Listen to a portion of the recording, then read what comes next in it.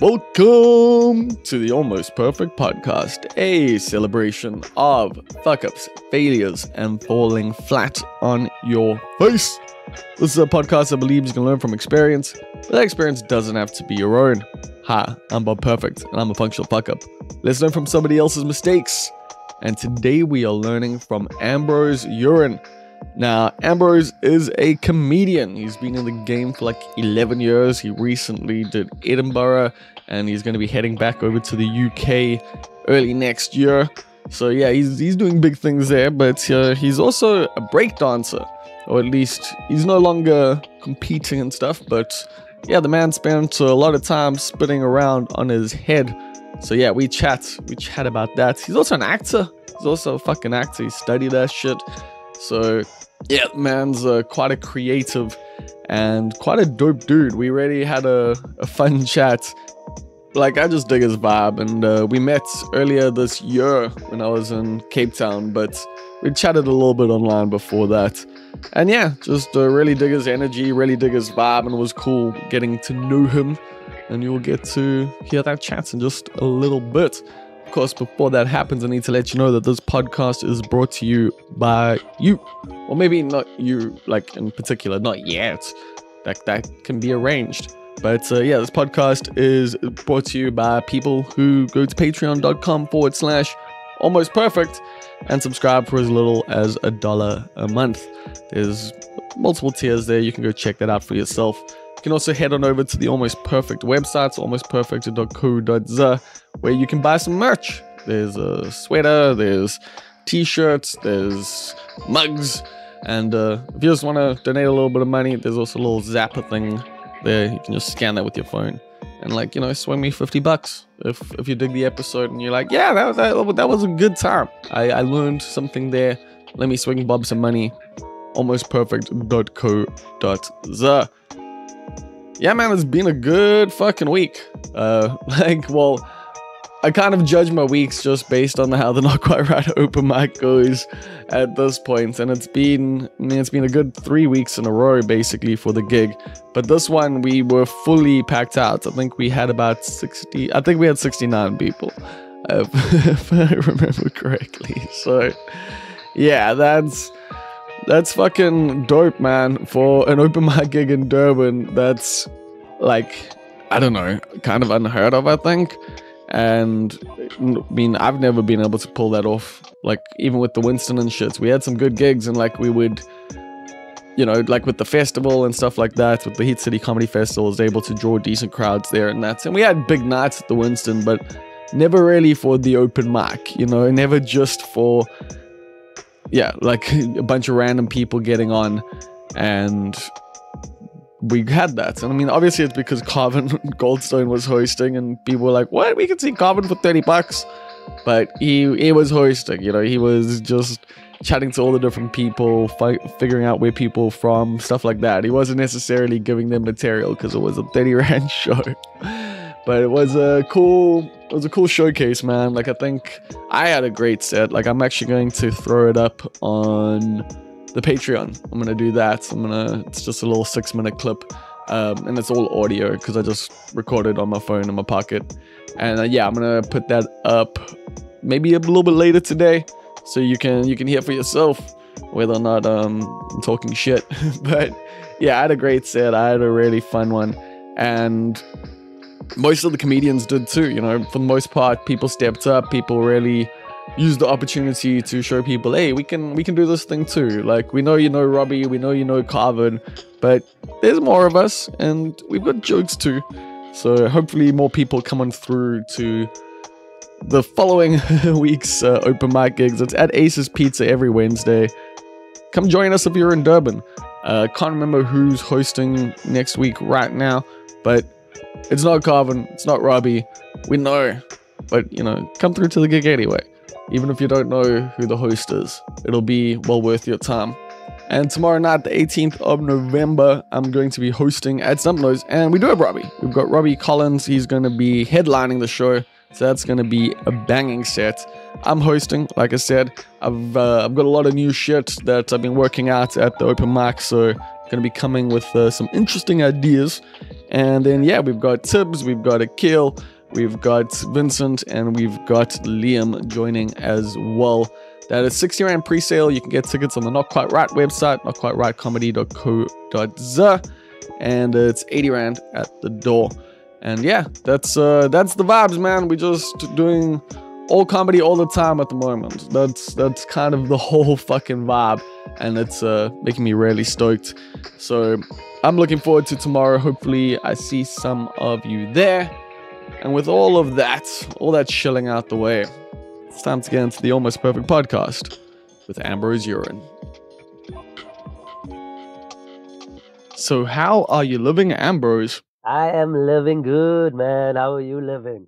Yeah, not too shabby, not too shabby. You know, some things could be better, some things Gonna could be be. worse. So, Oh you yeah, know, it's always gonna be Goldilocks like that, life. though. That's always Goldilocks life.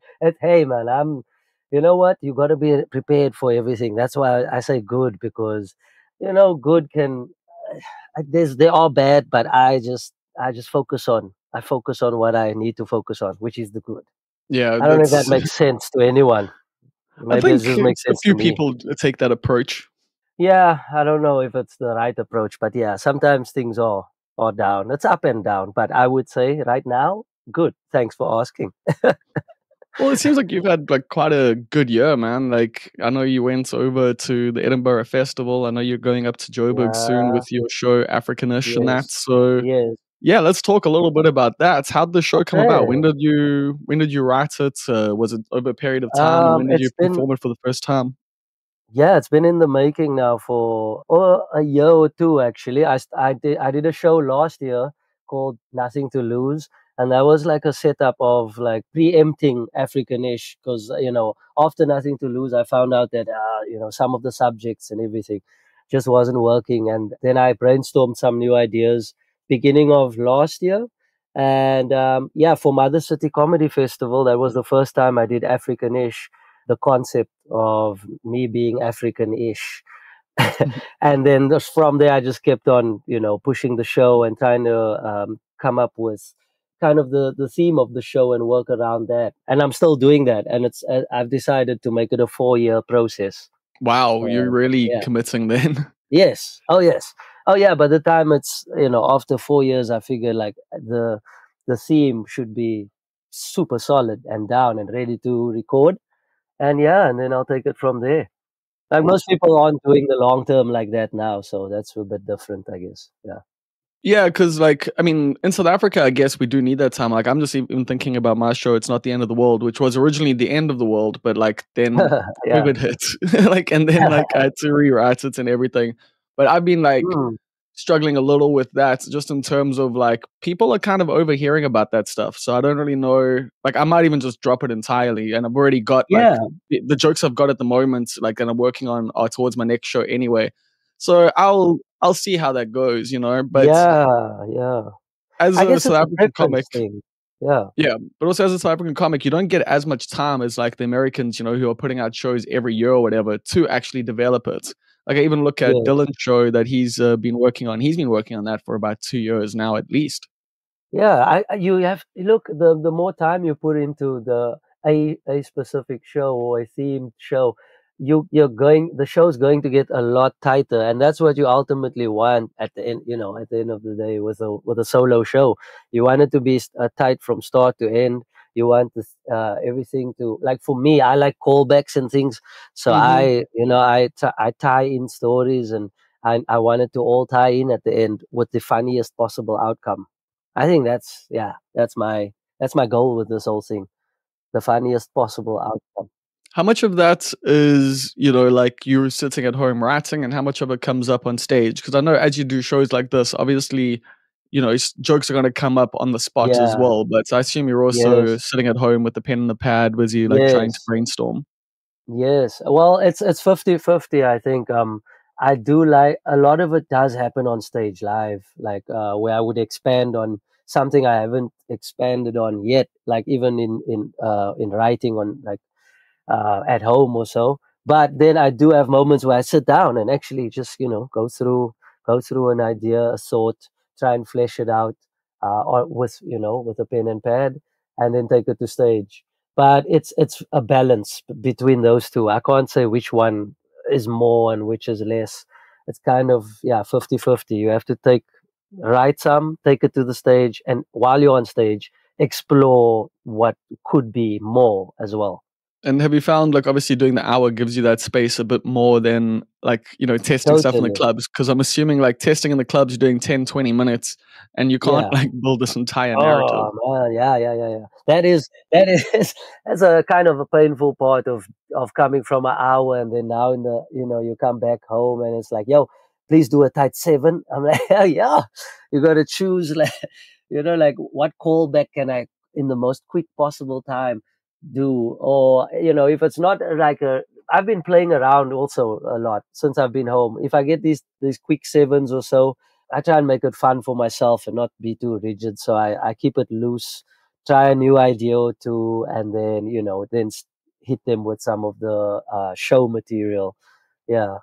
Yeah, those short sets are, like, Mm. good for, just showcasing what you're good at, and then also for practicing and just, like, trying out Yes, some new stuff and, like, that's the lab. experimenting. Yeah, it's the lab, right? Yeah. But, yeah, like you were saying, that the adjustments is quite big because, like you're saying, well, like I mentioned early on, you were in fucking Edinburgh. How did that all come about, man? Like, that's, like, obviously, like, such a big Yeah, step for a South African comedian. that was major. It was like, it was big. It was exciting. It was nerve wracking, but it happened. I applied. I applied for it last year, and I have a friend in Sweden with a production company called Funny Swedish Girls Productions. Hmm. Her name's Jessica, and she kind of produced. She actually produced my show and her show, which was called Yo. Queen and Sober. And so, It's well, what she did is she a got good some name. funding as well. Yeah, Queen and Sober. I know. Shout out, shout out, Jessica. So yeah, she managed to get funding from the Swedish Arts Grants Committee, and that sponsored both of us. And then I had to come up with the rest of the cash for, like, the accommodation and all these other the little things. But yeah, it still comes up to a good number of your savings. But it's worth it, dude. Totally worth it. Totally worth the experience. Edinburgh is the university of comedy. I'm convinced now. The festival is a like 1 month of comedy university, bro. Yeah, I still need to go, man. Like, Oh it's on the bucket list, of course, and, like, once yeah, I can sort out, like, the finance side, because unfortunately the South African arts funding isn't, like, doesn't really go to comedy much. no, Like, no, dude. Otherwise, I would have called them. yeah, like, the But musicians can get some touring money and shit like that. Like, you can yeah, even get some theater stuff, but I know, like, yo, as a comedian trying to get funding out of the government, bruh. unless it's, like, local governments or tourism money, you're gonna struggle.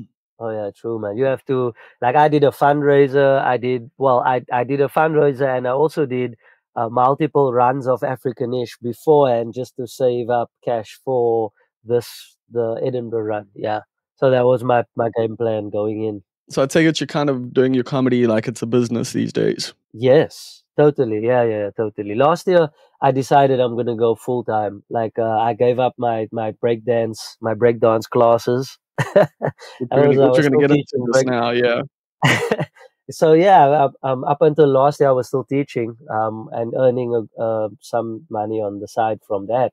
But then I decided to just fully dive into comedy, and yeah, that's why I'm a bit more got my game plan figured out now. Yeah, takes a bit What of made thought you, though, like, planning. yeah, like, take that step? Because, I mean, like, in South Africa, it's quite difficult to make it as just a comedian. Obviously, in Cape Town, there's quite a few more opportunities with regards to, like, adverts and film and, various other Yeah, aspects to it and that as well. But, how did you come to that conclusion that, yeah, let's go for this? look, I was already a broke actor that before then. So I'm already used to it. I was like, hey, why not just commit to this thing that's actually fun and it brings joy to my life. And I'm growing, and I'm also expanding my network as I'm doing it. So by last year, it was my 10th year in the game, and actually this year was my 11th, and actually this year is my serious years, and things have kind of unfolded almost like the universe has kind of gone, okay, cool. We see, we or whatever it is, the powers knows Mm. what my intention is. So it's kind of giving me opportunities in the line of comedy now. So I'm very happy that I made the decision because things are kind of falling in place as well. Yeah, it's a jump. You have to you just jump and you see what's on the other side, and it's because I love comedy so much. That's why. Yeah, so you're Yeah. saying you've been in the game for 11 years now? Yes. When and where did you start? I'm assuming it's, the armchair on a The Sunday, but armchair. maybe I'm wrong. No, it's actually that was where I got connected at first. So I spoke to Rustam August, who was Oh, yeah. yeah, RIP, man. yeah, R.I.P. And he gave me my first gig. I watched him one day at the armchair doing his bits, and I was like, yeah, let's. My friend Lunga and I, we were like, let's do this, let's try. And then my first gig was at Ragazzi. Actually, it was called Ragazzi in Long Street. I don't know if Yes. you ever have you been, Yes, have I you did seen, that. have you been? I did Oh, that where? because, like, I was Yeah, actually, yeah, like, Rustum put me on one of yeah. my early Oh, Cape where? Town trips. Shout out, man. Yeah, Rastam he's that guy. He was that guy. Yeah, man. So yeah, it was Ragazzi, and I remember Carl Weber was Oh, hosting yeah. He's from Cape Town. Tracy Klaas was on the lineup. Angel was on the lineup. Angel Campy, and then my friend Lunga Chuka, who is also still in the game and doing well. So yeah, no, that was 2012. That was fun times, and then things happened from there. Yeah, I mean, how's the evolution of the Cape Town scene been, like, since you've been there? Because I know right now you guys are in a big, like, upswing, and it's been like, I Yeah, was there yeah, earlier yeah. in the year, and, like, even, like, Robbie and I were Yes. chatting last week, just being like, "Yeah, the Cape Town scene is fire at the moment." But I remember, like, I was there before COVID, and, I went from one gig to another, and both gigs were empty. So, like, I feel like it's been quite a roller coaster. So how's the journey been?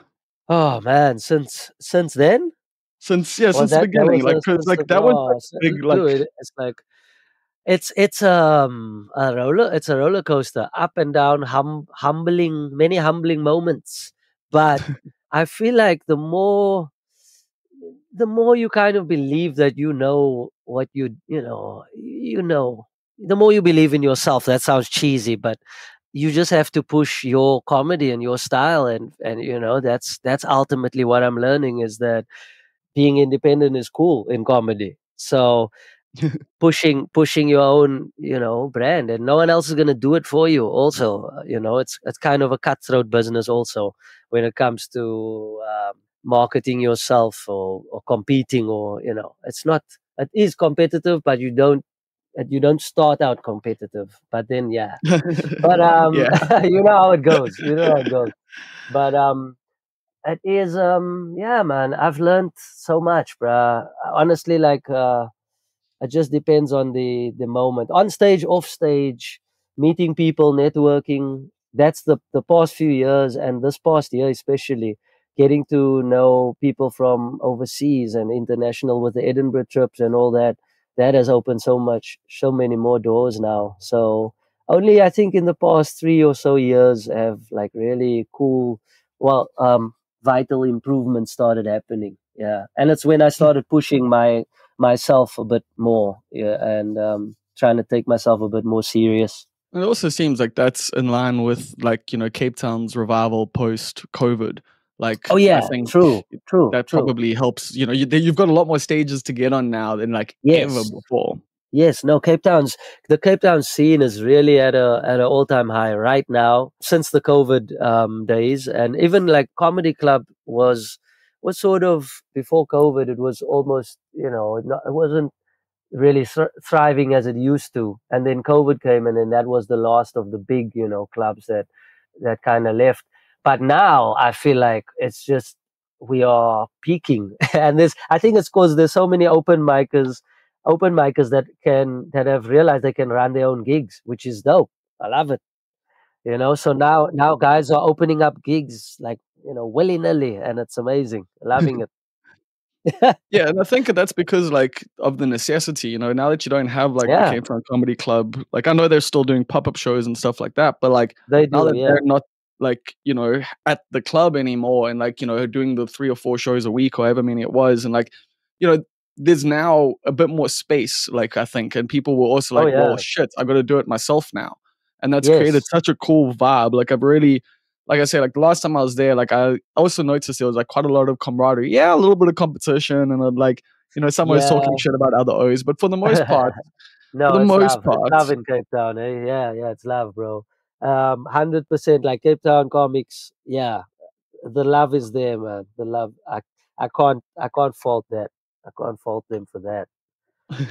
but Yeah, yeah, they no all came fault together there. for your fundraiser and shit. I saw that. That was Yeah, dope. shout out to them for coming to the fundraiser. That's why I can't talk. I can't say anything bad about them. I love them all. Uh, Except for who? No, I'm kidding. well, there is this one guy. No, it's it's love, man. It's love. The scene is doing well. Like honestly, people are showing each other love and giving each other time, and you know, and audiences are coming in. Also, that's happening too. I was at a gig yesterday, packed out, dude. Like a cannabis club vibe, Urbanville was Oh so snap! dope. Yeah, man.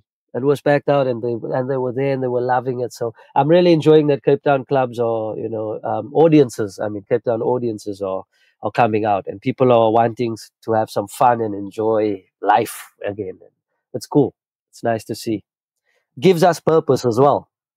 Well, Gives us yeah. a reason. Gives us a reason to do what we do.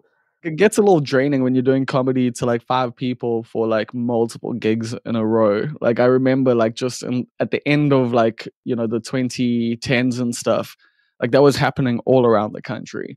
And that shit really Yeah. gets to you. So it's been dope. Like even in Durban at the moment, we've been having like a lot more people coming out to the gigs, and it's been Yes. so Yes. That's like cool. rewarding.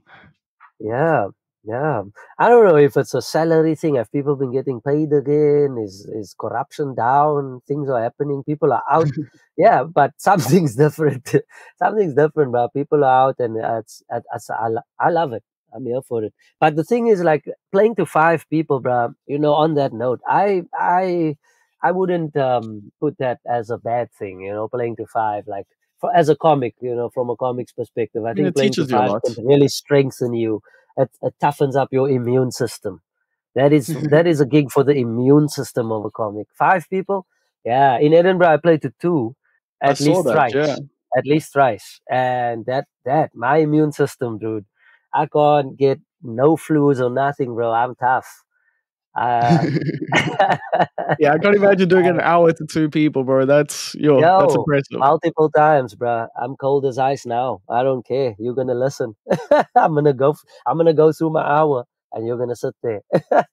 It's also with those shows, it does become more personal, and you can like, Mm, like, because I've done comedy to two people as well. Like I've hosted a yeah, gig at Woodstock, and only two people came because they saw the post. They were down from Joburg, and they saw the post online, and they're like, yeah, we want something to do, and I was like, well, fuck it, we'll give you a show. And brilliant. like that was one of my favorite shows we've done because it was You just see, like yeah, you can focus on those two people and like get to know them and like yeah. really really enjoy it, but it is daunting. It is. It is. Yeah, you do have to. At some point, you check in with yourself, like, "Oh, am I still present? Are they still present?" You have to check in with them as well. Yeah, it's a game of engagement. You got to keep them engaged. Yeah, which is, a valuable fucking skill to learn.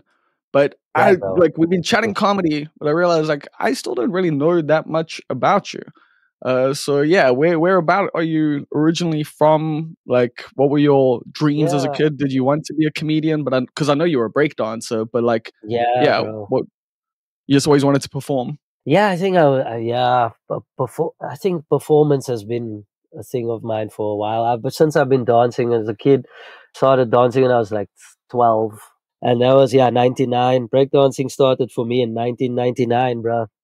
And I did, since then I just started competing and doing shows and doing gigs, and I was a b-boy I'm still a b-boy, but yeah, the journey has been amazing also of being a breakdancer. I took it real serious too until a certain point I where can you get tell. to an Okay, age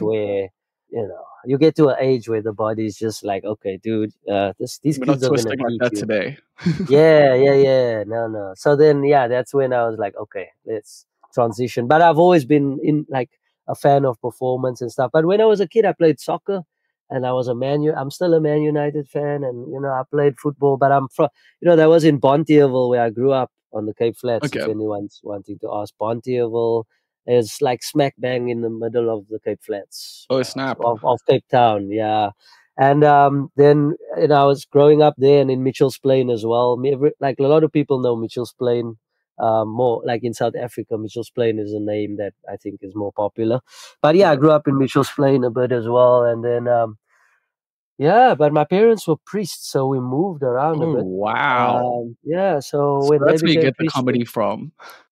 standing at the pulpit watching, Bro, it's a it's common similar. story in It's comedy, bro. It's a common story. Do you is know it? how many Yeah. comedians, like, parents are, like, Yes. in the church and as, like, pastors and stuff like that? It's crazy.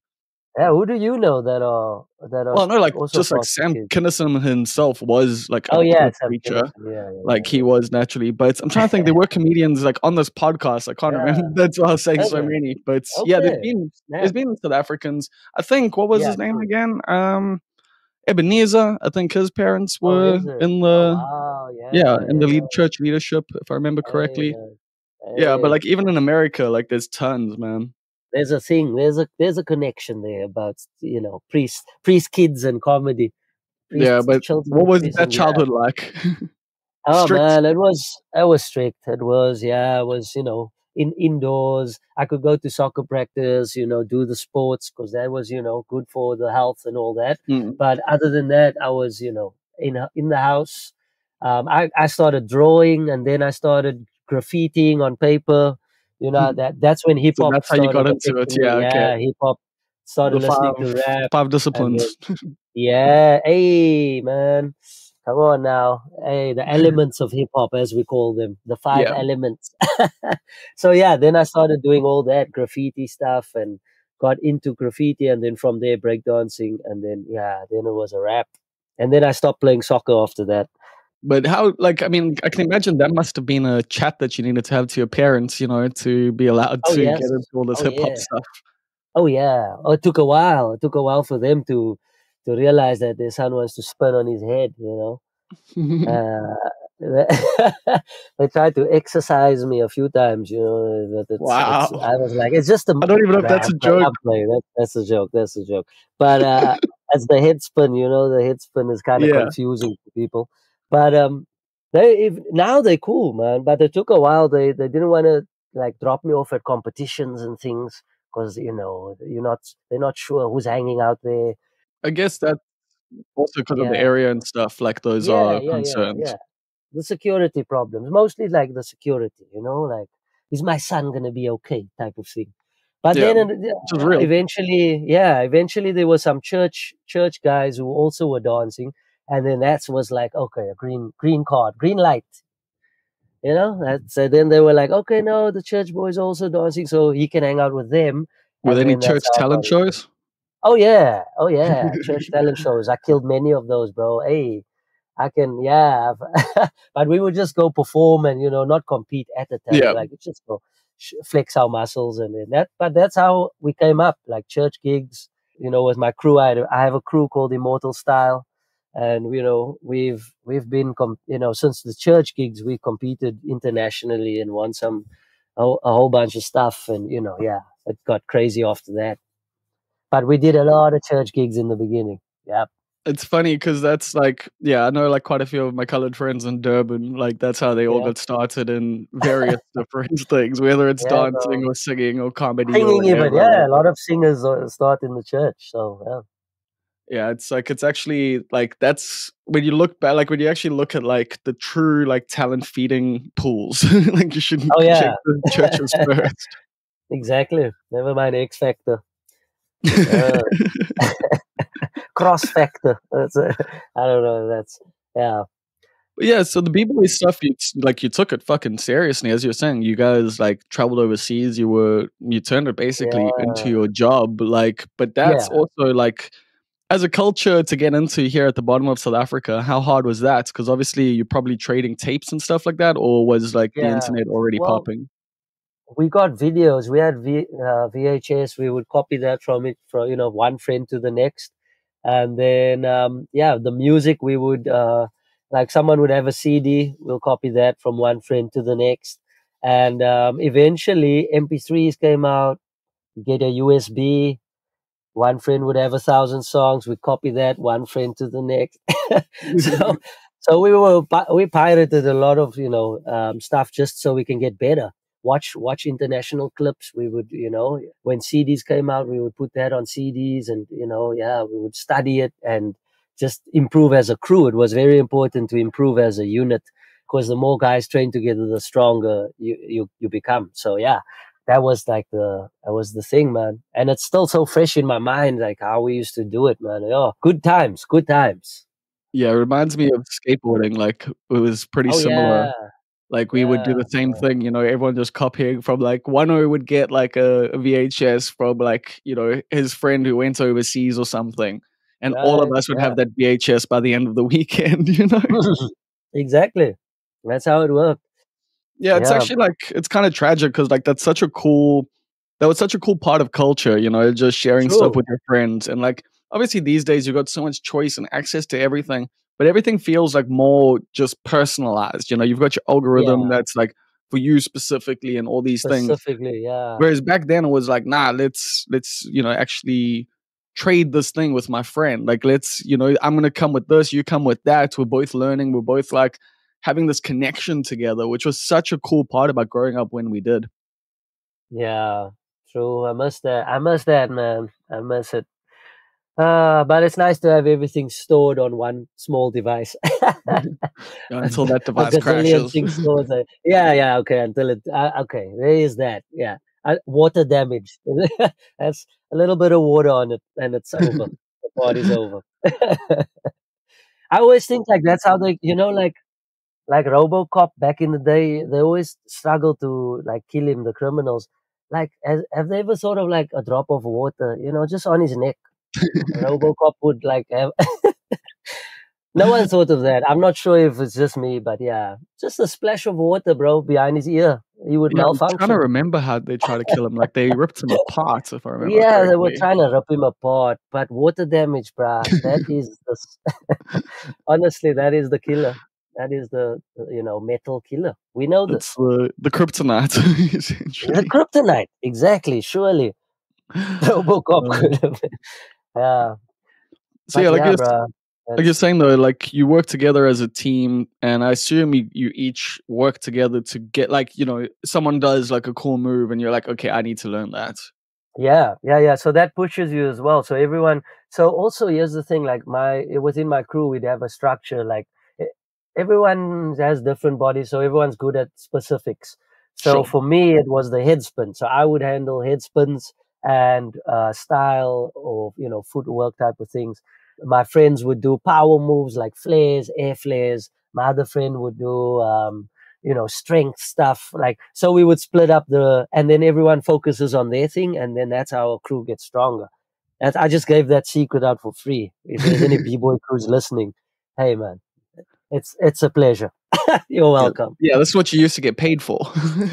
Yeah, no, for real, and we would win, bro. Because it's just like tactics. It's just tactics. It's like a soccer game: defense, midfield, strike. Each one has its place. So yeah, in breaking, it can be like that too. But it's also like that was a big part of like Cape Town culture that from like the outside that I could see at least, hip hop Yeah. really Oh became yeah. pretty big and like, like b-boying as well. Like I still remember like there was this mad like Red Bull like documentary like maybe 10, 15 Yeah. years ago that like, focused on some of the crews from Cape Town that was like mind blowing. So like what was it like to be a part of that at that time? Because I'm assuming it's maybe not as big as it was. No. Yeah, things have dropped a bit, man. Like the scene has kind of dwindled a bit.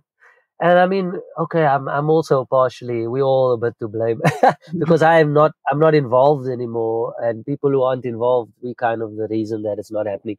But yeah, the scene has kind of there's not as many competitions, there's not as many crews, so there's not as much interest. So that's kind of happened in South Africa. But there's people building. I was a builder still.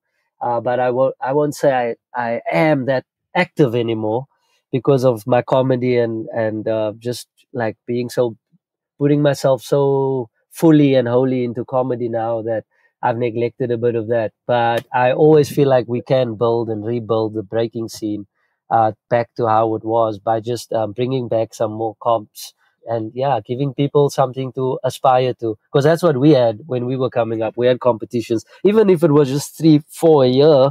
You train because that was like so big for you at the time, you know.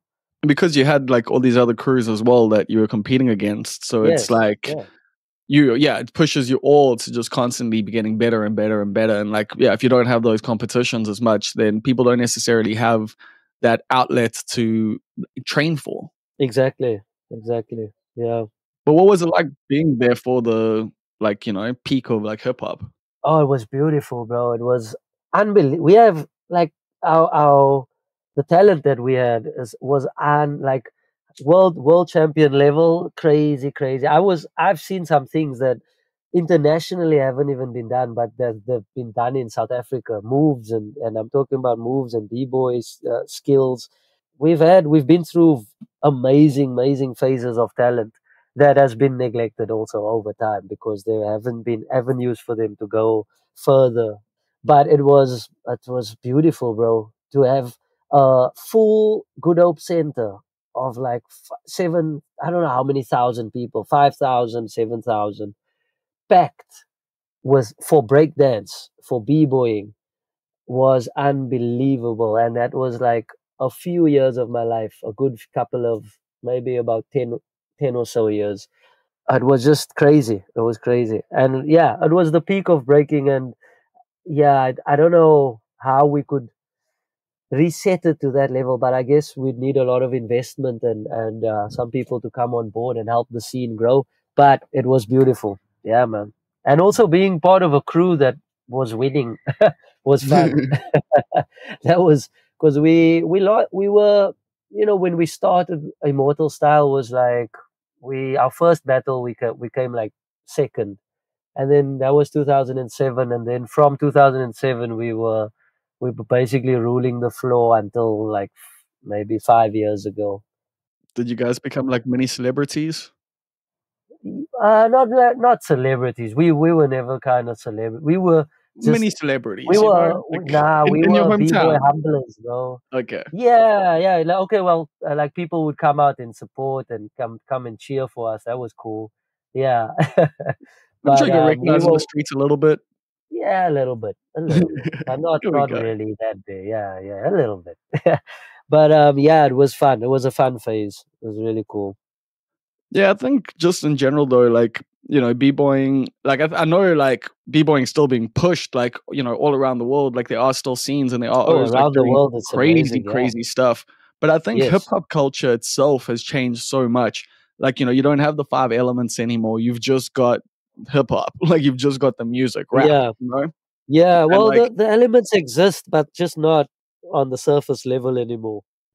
exactly. That's what I They mean. Like, still because exist. They still exist. Yeah. it was all pushed together before though. That's what I'm saying. Like it was all Yes. a part Yeah. of like hip hop Yeah. culture universally. Yeah. Whereas now that has just shifted so much that I think stuff like b-boying, graffiti, etc., don't necessarily Yeah. like get the shine that they deserve. No, bro. Yeah, they don't. That's a shame. I don't Yeah. know what happened, but yeah, I guess.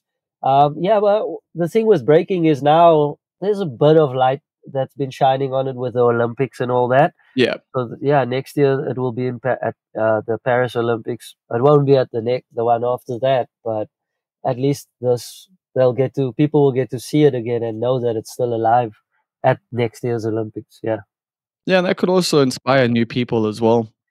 I hope it works for Cape Town as well. It should. It should give it a slight boost, and then we could hop off that, hop off that momentum. Yeah, well, I mean, yeah, these things ebb and flow like they always do. Like we were just Yeah, talking about how bro. the comedy scene was being up and down, Exactly. you know. Exactly. Yeah. But True. what's okay, so like I want to compare a little like with the b-boying and comedy stuff because one, they're both quite individualistic, but one's more of a team sport.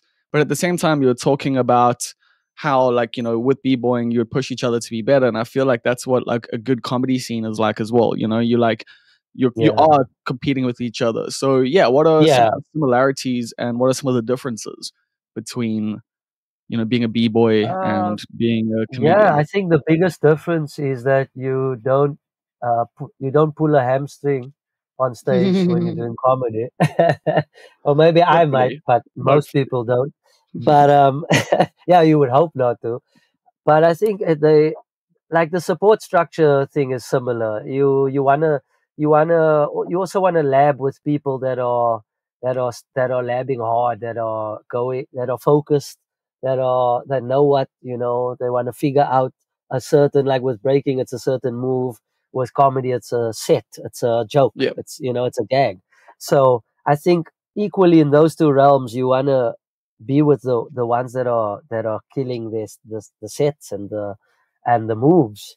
And I've always been someone that's pushed for to kind of be good at whatever. If it's breaking, then if it's head spin, I'm gonna really try and spin the shit out of a head spin. Or, like so if it's a joke, I'm gonna really try and invest my all into a gag. Where does that, drive come from to, like, push yourself to be like the best essentially? Because not everyone has that. So was it instilled in you from a young age, or was it just a personal thing that you developed?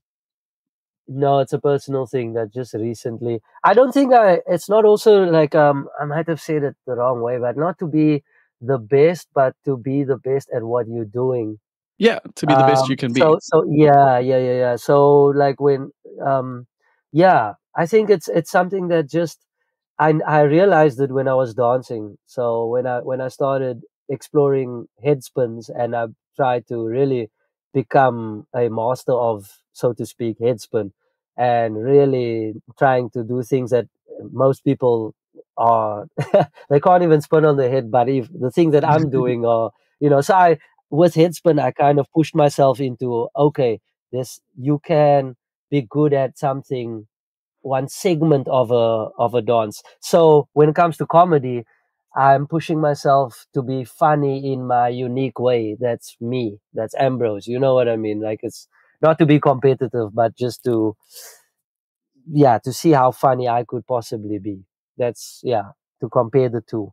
And within your own style, how would you describe your style? My style is still a bit sporadic, energetic, unpredictable, but also has a flow to it. When I'm in a good zone or good gag, I have a nice flow. I try and create rhythm with my speech, and yeah, it's That like all rhythmical and sounds like flowy. something that you could have described for breakdancing. Exact. Oh wow! You see, maybe I'm still in my worlds are still infused. I assume putting together dances can be quite similar to putting together like a comedy set. Like, you Exactly. structuring Yeah. things, you're like putting in these moves here and there, you're trying to tell a story, you're trying to show off a little bit. Hey, that's exactly right, man. You just nailed that. You could be a dance judge. You can judge the next. So you think you can? Yeah, that or Strictly Come Dancing. I don't know if like I think Hey, ballroom. Okay. bro, that's like low key like a goal of mine, like to one day be on like Strictly Yeah. Come Dancing. Like you Oh, like for real? I enjoy dancing. I can't like I'm not like trained at all, but like hey, if I can go Yeah. learn how to dance for free and I do think it it's on cool. national TV I and get enjoy. paid for Yeah. it, like fucking Why A. not? Bring on the penguin suit. Let's go. Oh yeah, that actually reminds me. Have you like learned other dancing at all? Totally. Yes. Yes. Yes. I also did some musicals in my lifetime. So one musical like to back 2012, or let me not get the years wrong. Maybe 2010 even. I'm not sure. But I did High School Musical live on stage, Oh the wow. production. And so that was a tour to China and Taiwan. And on that Damn, tour, dude. I was hanging out with a lot of ballet dancers and contemporary dancers, and then Yeah. I started training in that as well.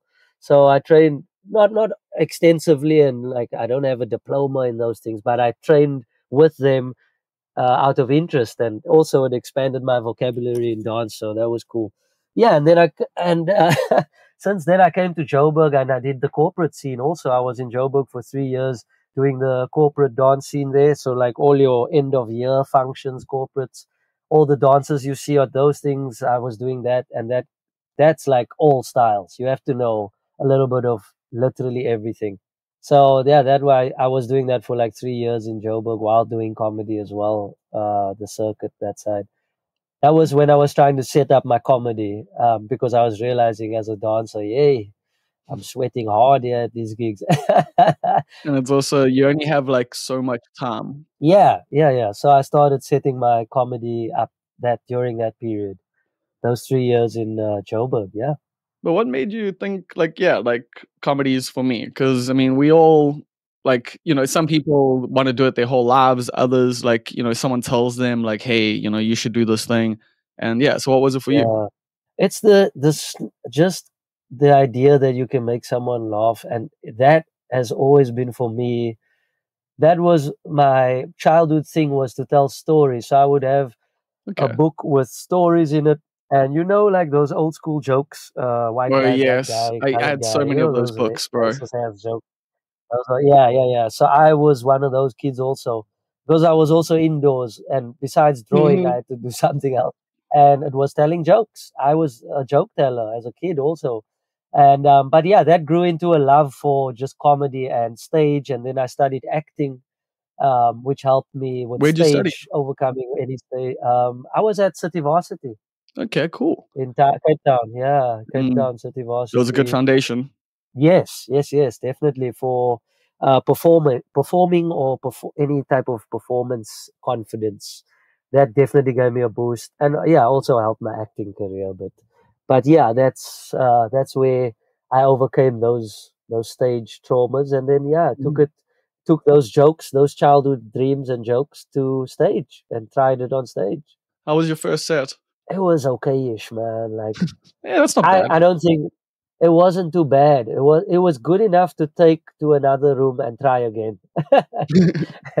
Just in case, just to check it out. And then it got better, luckily, in the other rooms.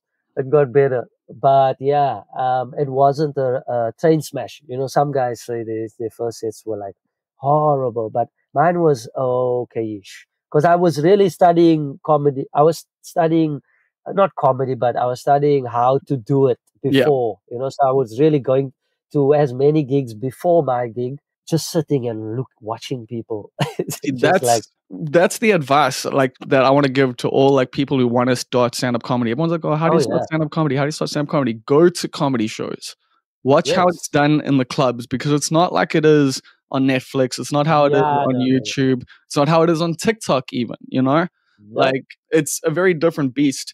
And so if you actually want to get into stand-up comedy, go to your local open mic, watch for a couple weeks, and then ask to Oh jump yeah, on. yes, that is the way to do it, and you won't regret it, because you would have watched and learned and picked up some things that might save your set on the night, rather than going, blindly into the thing, and yeah. Well, that's another tactic. You could try that and then learn after. You could do that. I mean, It's up to you. but the whole point of this podcast is learning from other people's mistakes. So you know, Yeah. Okay. So yeah. they're learning from this. Okay. They So don't yeah. need to learn from their own. Aha. There we go. Well, that's Uh, that's free out there now. So there we go. yeah. So when was your first death then? If your first couple So shows went well, my ooh, yeah. I think this. Hey man, death was around the corner. Death wasn't too far away. I think I tried entering this competition. I'm not sure which one it was, what the name was, but it was at Mercury, old Mercury oh in yeah, town in Cape Town. Bruh, I made a mistake of being a bit confident and having a tequila shot, like, oh yeah. no, I got this, and having more than one tequila shot. That's what happened. And I went on stage and I had a lazy tongue. My tongue just gave, like, resigned just before I went on stage.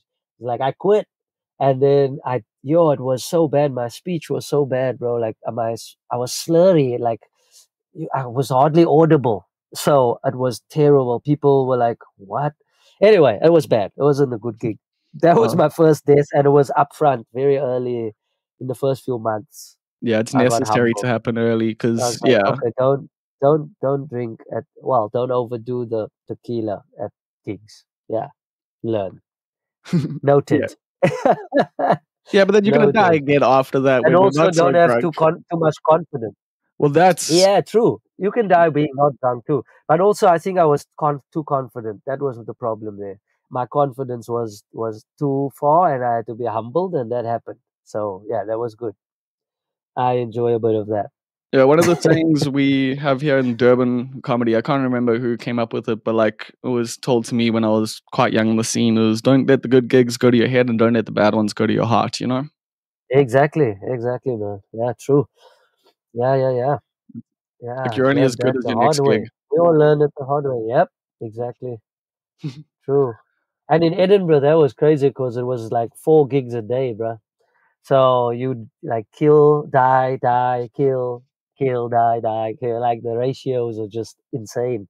Like depending on the time of the day and the day of the week, you could be dying or killing. Fuck, I didn't actually, yeah, realize that you can die at Edinburgh. Like, part of me just imagines, oh, those shows must have all been great. So Oh you no, no, actually no, had no, some no! bad Don't shows think it's there. all great. Oh no, you can have terrible. You can not terrible, but you can have some cold crowds. Don't think it's Edinburgh. Everyone's just all happy-go-lucky all the time. No, some crowds come there and go like, "Work for it. Let's go. We're gonna make you work for it." You know. So then you really have to pull a rabbit out of your butt and do something funny. But then sometimes it doesn't happen. But then you learn, okay, this game isn't just about kill, kill, kill. It's about try, try, try, try. You know, Yeah. perform, perform, learn. So that was cool to figure out. I needed to go through that too. That was good. And you check out any other cool shows there? Any new acts that like inspired you or anything? I actually didn't get the chance to. Well, I say so, but I was so invested in my going to gigs and or flyering or promoting my gig that I ended up not going to too many shows, which I don't regret. I have no regrets about it because I really had a good time, a super good. I had an awesome time, so I can't why regret that. So but yeah, like yeah, if I go again, I'll go check out some stuff. Yeah. Yeah, but I guess that's the tricky part about it is like you like as a comedian who loves comedy, you're going to this mecca of comedy, but you're also working and you're working at a level that you've Yeah. never worked at before. So like I Yeah. totally get that. Yeah. Yeah, and also like this the whole student being like Edinburgh being a university of comedy, like I said, I felt like a student, bro. Like I'm in first year comedy at Edinburgh Fest, and I'm like a first year going around to these new gigs. Oh, this is here, the new spaces, and there's like people that have been to Edinburgh 10 years, and they know the ins and outs. They like chilled, they are the doctorates of the Yeah. game. So yeah, it was kind of exciting being a first year and like a newbie. But it was so cool to learn and just experience, yeah, the different levels of the game. Did you have anyone famous come through to your sets at all? Well, I had some of my friends, South African Tenjiwe came through. Of She's course, got yeah, quite she's a famous. good follower. Shout out Yeah, Tenjiwe. She's my that's dope. yeah. Yeah, no, she was really supportive. Lots of love for your sister. And then also Joe White came out. There was one show where Joe White is from Australia. He's a really, really cool comic, good friend as well. And then there was, yeah, some American comics that came through to my show and just came and watched. And yeah, from all over actually, which was cool. It was nice to have comics there. And they kind of gave me some more fuel to my fire for my show. But yeah, no, I don't know what famous is. So yeah, those were the Well, those are just the people that that's came kind of what I out. mentioned. A Yeah. non-gen pop, basically. People who are doing comedy. Like, Yeah, yeah. that's Yeah, dope, no, bro. shout out NG and Joe White. Yeah, Actually, so thanks definitely for need to coming get through. Yeah. Tinjiga on here. Like, that's yeah. Aware. Like, she's Tenjiu is, hey man, she's one of those people that knows the in and outs. She was like, yo, Ambrose, this is what you do. This time you be there, you stand there with your flyers and wait for them and do this. I was like, yes, yes, okay, I'll do it. Like yeah, she was the yeah, chief in that's fucking command. dope. Chieftain, chieftress. Is that the female? I don't know what, yeah. The feminine of chief is, but yeah. She was super helpful assistant. Yeah. Yeah, that's dope. And yeah, because she's just killing it overseas and, obviously locally when she's here. Oh But yeah. Oh like yeah. she She's has like killing the unlocked like game. the cheat codes. Yes. Yes. Definitely. Definitely. And yeah, yeah. She's got a wealth of knowledge on her that you should definitely talk to her too. Yeah, I think that would be good. Yeah, I'm gonna see if I can reach out. She's been on the list for a while, so I just haven't met her. So that's also a Okay. thing. Like I tend to try Okay. and like I can set hit up you up. people that I already know. Shout out. Yeah. But sweet, bro. I guess let's go. We're gonna head on out, and at the end of the every episode, I ask everyone the same question: what is a big mistake that you have learned an important lesson from? A big mistake that I have learned an important lesson from. Humility. Humility comes first. Well, humility over everything. When you like, the thing is, I think I've learned to not be. Oh, sometimes I can be confident to my demise. Oh, is that the word? Okay, So yeah. I've learned to really just be humble and grateful and present. Because sometimes your imagination can make you think things of yourself that are not actually the reality. And yeah, that was important to me, just to stay grounded and stay present in reality. Yo, that is actually so relatable in some ways. Like, I definitely get you. Like, I have blown smoke up my own ass at times, and it has definitely led Yeah, to my downfall. And that's why yeah, these no, days yeah, I am so much more humble. Like, I've been yeah, humbled. yeah, yeah, yeah, yeah. It's a long road, life. Life is a long road, and there's a lot of people you're gonna meet along the way, and you wanna tread not gently, but you want to tread with kindness, and not, yeah, just don't want to be out here hurting people's feelings for no reasons. So yeah, I think that's something that I've learned. Yeah, I think for me, with regards to that, like the saying that comes to mind is, do no harm, but take no shit. And that's kind of my Yes. philosophy. And yeah, and I think my philosophy is, have you ever heard of, it's better to be a warrior in a garden than to be not a warrior at all. I don't even know if that's the whole quote. I But mean, I just think even just the first basically, part is pretty dope. yeah, yeah, yeah. You don't have to be in a war to be fighting. You can be a warrior, but gardening, at peace.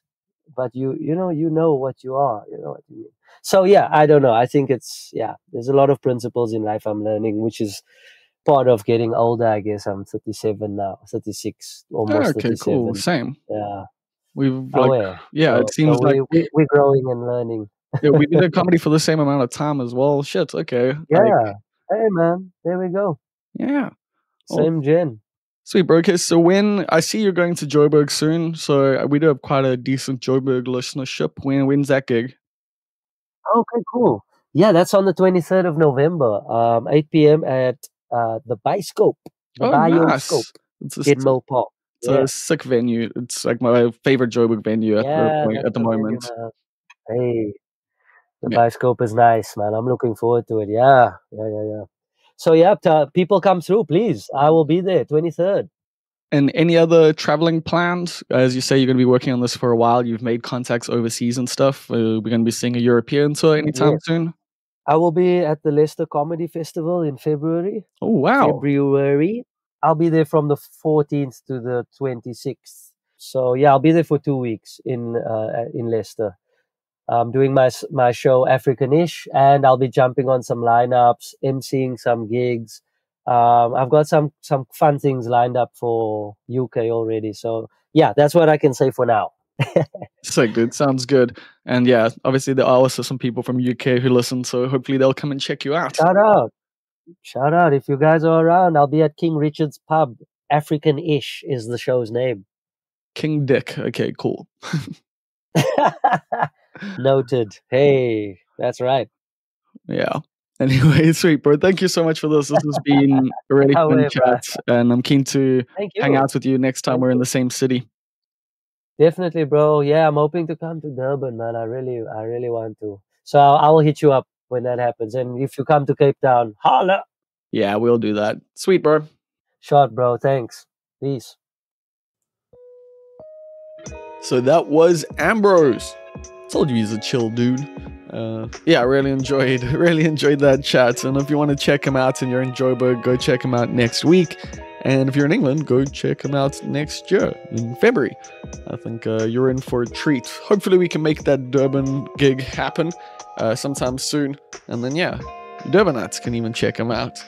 And yeah, we'll see how things go, but we're definitely open to facilitating gigs for touring comedians, you know, through the Not Quite Right team. We've got sound, we've got some lighting. We're constantly building our rig. We're reinvesting our money and shit like that. So yeah, like we can maybe produce some gigs for various people. We're definitely doing quite a few for ourselves. December, it's looking good. We've got a roast battle on the 14th, I think. Yeah, I think that's the Thursday before the public holiday. So we're doing a roast battle at Aces. The night before we'll have the open mic, and the night before that we're going to be out at the Westford Warehouse. The Friday before that we're going to be at a weed shop. I can't remember where that is right now, but I'll let you know a little closer to the time. So yeah, December is filling up quite nicely. Of course, I'm going to be heading up to Joburg as I do every year to visit my family, to go cook Christmas lunch for my mom and my gran. And yeah, I might have a few other things lined up as well. I'm definitely like trying to set up some interviews. And there might be a live podcast thing. There might not. I'm not going to get too ahead of myself with that. But might be able to do a little thing. And so I'll let you know about it if it does happen. But yeah, I'm obviously looking forward to that. I love going and spending time with the matriarchs. And it's also obviously always dope to see all my friends in Joburg. I've got such a dope community of people up there, like multiple different communities of people up there, and with various subcultures and interests that I get to tap into like a couple times a year. This year, like, I haven't been in Joburg anywhere near as much as I usually am. And yeah, it's money's been a little tight this year. I think everyone's feeling that way. And I mean, I did spend quite a bit going to Cape Town earlier in the year, so that was necessary as well, I think, considering where my head was at and shit, like just with the whole breakup thing and that.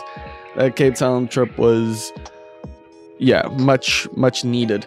And it was dope because I got to like actually see the Cape Town scene, and I got to come back inspired to do a lot of the stuff that we've been doing. So yeah, it's a worthwhile investment, but it has meant that, yeah, I haven't been able to go to Joburg as much, and I'm going to be there for, I think I'm going to go up for like 2 weeks, and I'm really fucking looking forward to that. So yeah, if you're one of my friends in Josie, hit me up. And also, yeah, if there's any guests you think I should get on, hit me up. bob@almostperfect.co.za. So what else has been on my mind? What else can I chat about before we head on out? I saw that Sarah Silverman hosted The Daily Show as a guest host, which stood out to me a little bit, considering she very recently had to turn her comments on her Instagram off because she posted pretty genocidal fucking posts to Instagram stories where she was advocating for Israel cutting off water, food, and electricity to millions of people in Gaza. And turns out you can do that, and you can still host the bastion of American liberalism, The Daily Show. So I thought the blackface was, going to be the worst thing about her career. Like, I thought that was always going to be the one thing that people were like, yeah, Sarah Silverman, but, she did blackface. And now it's like, oh, no, she advocated for genocide. That's a hell of a 1-2 punch. But as we all know, America is just a deeply hypocritical, nation. I mean, the media, the government, fair amount of the fucking people just have their heads up their fucking asses and really get sucked into some pretty indefensible fucking positions, to be honest. Like, They're the biggest exporters of fucking war and terror around the world, and have been for a very long fucking time, pretty much since World War II. And they dare to try and, you know, police anyone else and moralize to anyone else. But yeah, I think that's been at least one of the things that's been highlighted, at least with this current, like, multiple global conflicts actually, is just the hypocrisy of the West. And I can see, yeah, this is going to be a catalyst for a lot of long-term change, I think. So we'll see how it all plays out. That brings us to the shout-outs. Now, every week I shout out the titular titles tier over at patreon.com/almostperfect. So, shout outs to Rousseau, the storage clerk of subtle heresies in the Lesser Overberg region; Russell Grant, the Far East correspondent; Neil Green, the key grip, and the guy who I'm going to chat to on the phone just now; Karan Sleman, the almost perfect hedge fund manager; Ruz Ventura, the director of purchasing; Karan Chetty, the assistant to the regional manager; Kath Jenkin, the inevitable ruler of the universe; and Queen Swifty; and then Stephen Olivier, the executive producer. A big thank you to all of you. A big thank you to Damien Ruitt for providing the bed music you hear underneath my dulcet tones, and the banging intro you hear at the beginning of each and every episode. And of course, lastly, but not leastly, thank you to you. I'll catch you on the flip side.